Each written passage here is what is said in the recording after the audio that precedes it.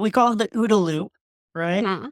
And the OODA loop is in military terms, it's a decision-making framework, right? Mhm. So every commander or leader in the military ought to be familiar with the OODA loop.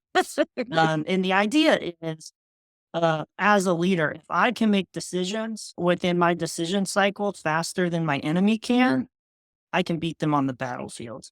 The overarching idea here is we're all in a battle for our dollars, right? Mhm. There's all these companies that are out here trying to convince us that we need to spend money on X, Y, and Z, right?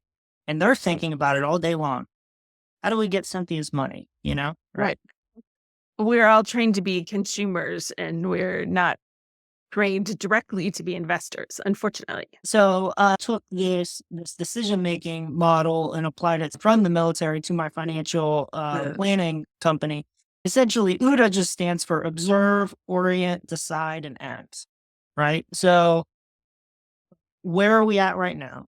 What's our assets and liability? What's our income and expenses? Right. Like that's the observe phase. Orient.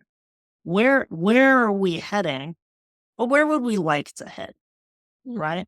Now let's make a decision on how to shift from this path or direction to this one, right? And then the act is like, you know, let's do that, right? Let's implement that. Um, so any CFP holder will understand that that maps on very well to like that the CFP financial planning principles, right?